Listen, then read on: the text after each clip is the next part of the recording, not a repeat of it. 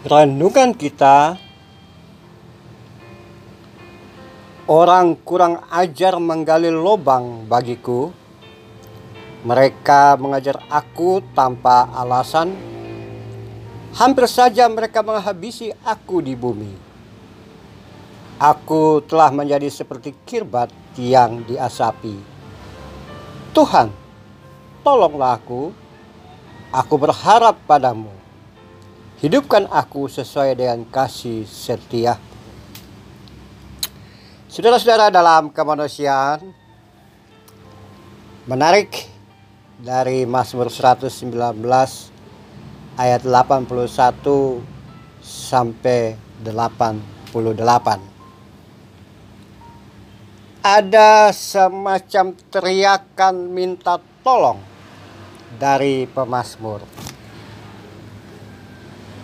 Saudara memperhatikan dari ayat 85, saya naikkan ke atas tadi.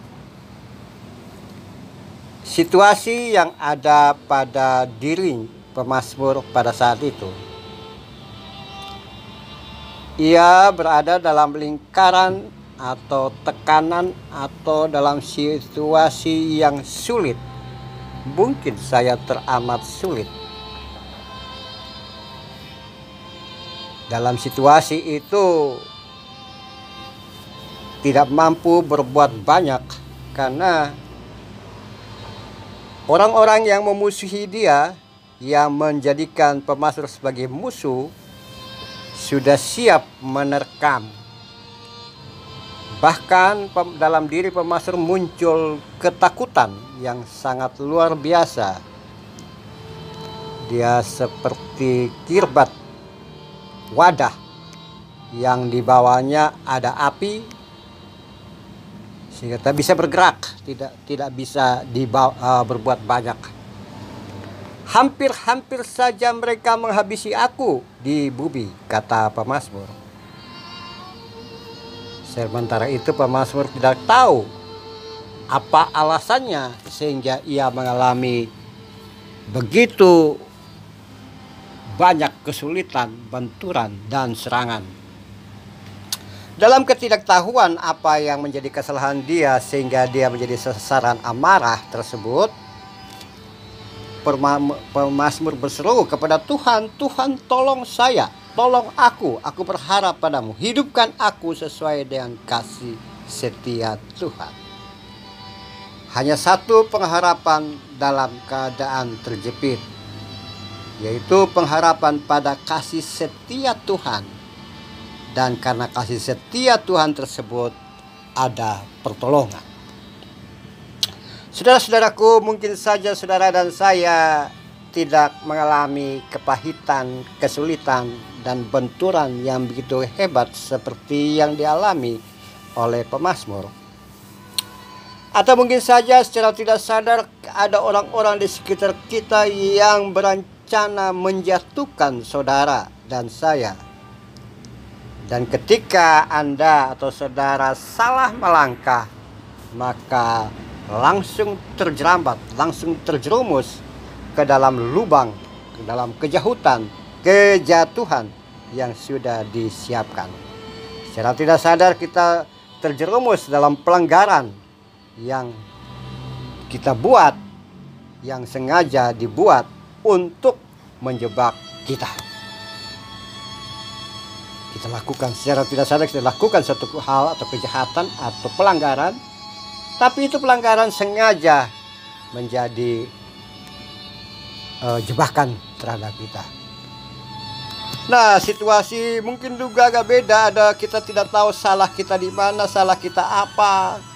Kemudian ada yang memusuhi kita, sedangkan Anda dimusuhi, dikasari dalam bahasa tubuh, bahasa kata, orasi kebencian, narasi kebencian. Saudara sendiri bingung, apa salah saya sehingga ia bersikap seperti itu kepada saya.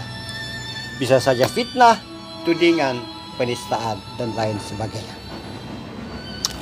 Komplikasi permasalahan seperti itu jika kita alami atau orang-orang di sekitar kita alami, maka pemazmur memberikan kepada kita solusi yang sangat cerdas berseru kepada Tuhan, Tuhan tolong aku karena aku hanya berharap padamu, hidupkan aku.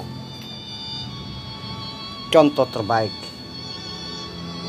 hidupkan aku sesuai dengan kasih setiamu, supaya aku berpegang pada peringatan-peringatan ini. Sehingga walaupun di depan kita ada jebakan, maka kita tidak jatuh dalam jebakan tersebut.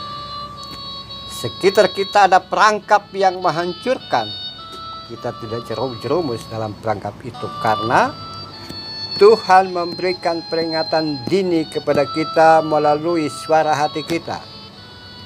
Dia menolong kita, Dia mendampingi kita.